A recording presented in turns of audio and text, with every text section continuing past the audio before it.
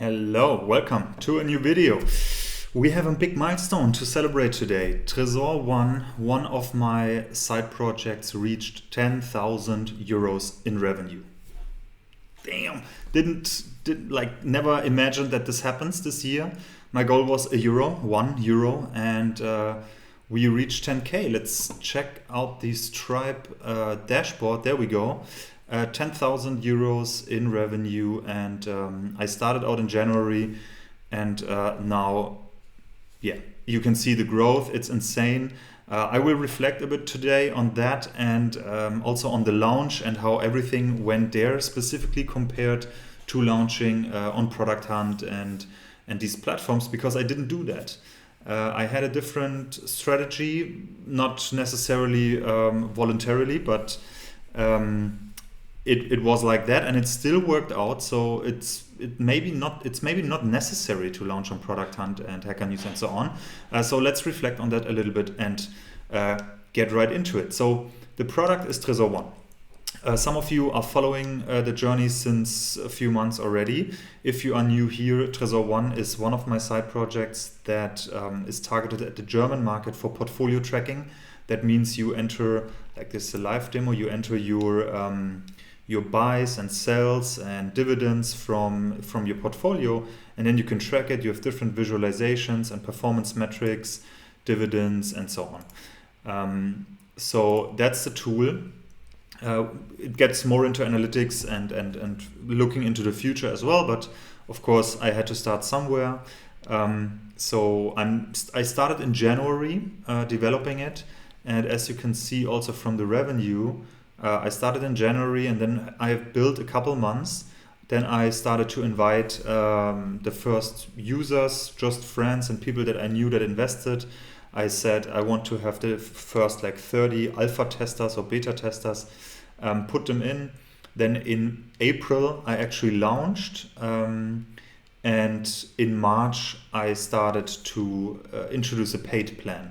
So that's where I created the first revenue, where Tresor One created the first revenue. My goal for this year again was to have a side project that generates €1, because I haven't had a revenue focused side project before. So that worked out quite well, and from there you can see it almost tripled the month after. Another, what is that, more than double into July with €400. Then we went to 1,700, another triple, to 2,300, and this month so far 5,600, which is basically double from last month. It will not continue like this, I'm pretty sure. There are some one-time effects here of promotions that I did. The lifetime deal is what's pushing the revenue. The MRR is actually not that good. As you can see, it flat out here. That is basically because I have a very high churn rate right now. There was some promo codes that expired basically, or trial periods, let's say, and then people bought the lifetime deal and canceled the subscription. So MRR goes down and revenue goes up by a lot. So this will change when this period of the initial promo stuff is over. And I'm also discontinuing the lifetime deal in the future, sooner or later. And that's when revenue will actually go down a bit, I think. But therefore, MRR should go up again. So hopefully, at least that's my prediction here. But needless to say, the milestone was still hit, which is fantastic. Sorry, I have to remove here the notifications real quick. The milestone was still hit, which is absolutely fantastic, and a man can only dream of the next milestone, 100k. So that is the product, Tresor One. The niche is basically retail investors in Germany, and if you are in a bootstrap community or an indie hacker or have your own side project, read some books on it and articles, you will always find this, that you should find your niche, because in your niche the big players, it's not profitable for them to compete in that niche. The market is not big enough, but the market is big enough for you to have a profitable side project for yourself, or even a little team, a couple of employees. So that's why you should find a niche and serve that one first, and then expand out from there once you grow. That is exactly what I was trying to do. So not only did I target only retail investors in Germany, but also only people that have stock, so stock and ETFs. That means no options, no certificates, and things like this, at least currently. Yeah, so I had to start somewhere. It's a ton of work and a lot of coding, of course. And because of that, platforms like Product Hunt, for example, where people post what they've built and then get an initial push of people, the first users, the first paid users. Same with Hacker News, same with Indie Hackers. Those launches, I mean, these platforms are in English, right? So I wasn't comfortable posting a product there that is targeted at German users and in German only, because 70% of the people looking at it then would not understand a thing. And I don't know if you can downvote or something, but I'm pretty sure it wouldn't be a successful launch on these platforms. So that's why I hesitated or didn't do it at all. I actually have a video on this channel live streaming the launch. I posted into a couple forums, 3 or 4, and 1 Reddit post, which is this one. There is a German finance community on Reddit. I posted it in there, and I got amazing feedback in here and criticism also, of course. But it was great, and it gave me the first users. It created the first users for Tresor One, and some of them are still active till today. And I've talked to a couple of them. It's an amazing community by now. And yeah, so I did that, but it wasn't like this huge spike when you launch on the Reddit front page or Product Hunt or somewhere. And then normally, from what I've read in indie hackers communities and from other bootstrappers, it falls off a cliff, like the visits and the page views, and then you have to slowly build up from there again. And some people are, I feel like, stuck in how to capture that initial push and engagement from these platforms. And for me personally also, it creates a huge pressure before the launch, because everything has to be perfect. You have to capture those emails, you have to capture as much value as you can. This is missing for the launch, this is missing, this has to be perfect, etc. So I felt like I could launch a much more imperfect product by just inviting 10 people, then 20, then getting to 100, getting to 200. Now I'm at 3,500 users roughly, and I add like 100 to 200 per week. So it's a healthy growth I would say, and growth I can handle also. So I do have some growth pains here and there because some systems get to the limit, but I'm programming and hustling and trying to make it better, and it works. So I feel like it's a healthy growth that I can handle. Instead of one big one. It doesn't mean these big launches are bad or something. I think they are just as good. What I'm trying to get at here, it's not necessary to launch on Product Hunt or Hacker News or Indie Hackers to have a successful side project, depending on what your bar is. For me, 10K revenue is successful, and a revenue growth line like this is also very successful. So I consider it a successful side project, at least compared to my expectations, and I didn't need to launch on Product Hunt or Hacker News. If you look at the analytics, at the page views here, you can also see that this is slow and steady growth. If you're wondering what happened here or here, I had a problem with analytics, so I deployed a faulty version, but anyways, the trend here is going up, and it's very slow. Slow but steady. So there was not one huge spike during the launch and then it went down again, but it's actually slow, healthy growth over time. Again, not saying the other launch is not healthy. I have seen launches that are wildly successful like this, and they just give out the initial push. But I thought it's a very interesting dynamic that it's not necessary.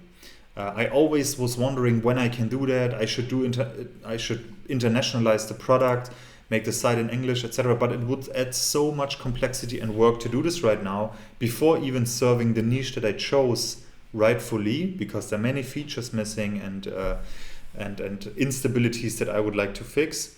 If I internationalize now, I would open the market much bigger, but also invite so much more complexity, because I would have to support foreign brokers and in languages that I don't understand maybe, and compete with completely different markets, in completely different markets.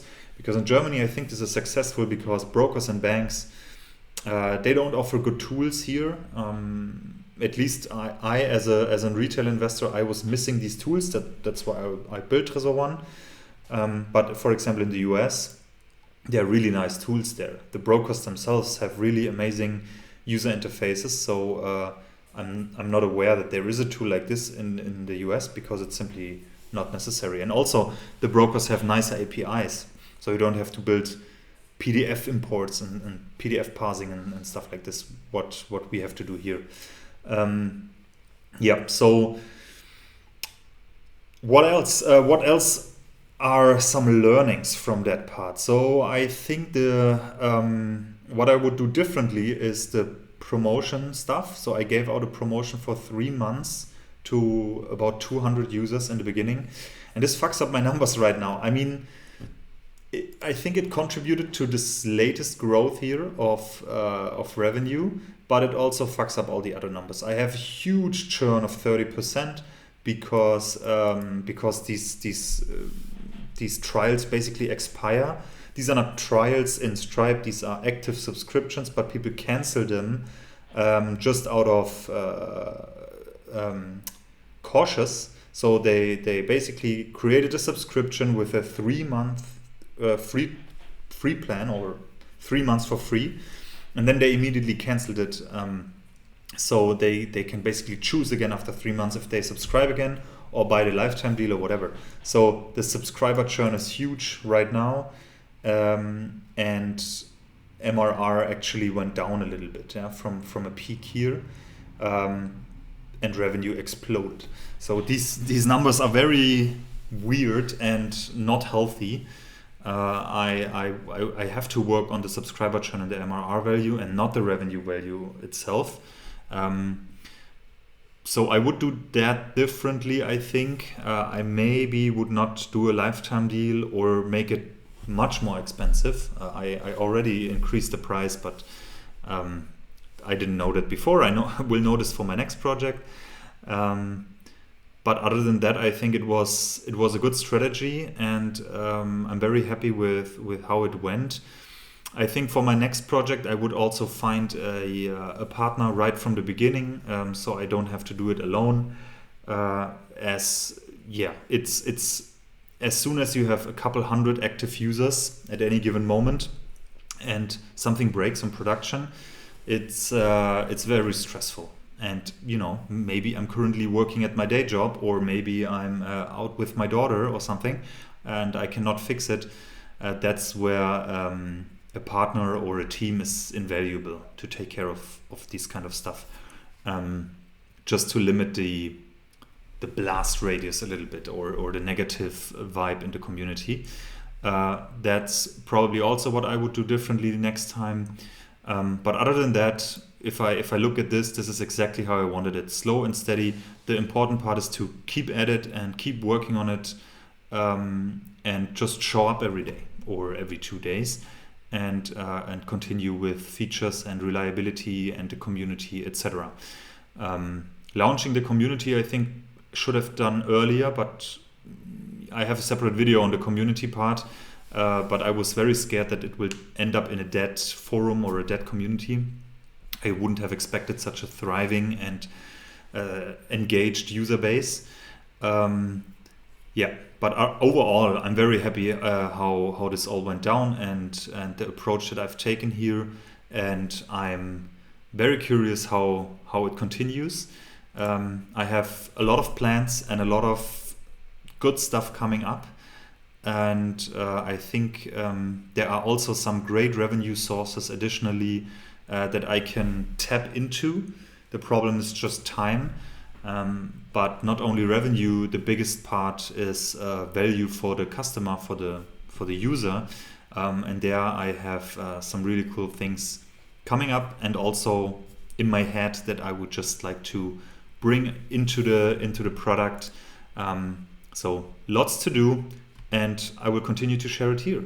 By the way, if you're a Tresor One user, there is now a new YouTube channel in German for Tresor One users, where we talk specifically investing, product, problems, walkthroughs, tutorials, etc.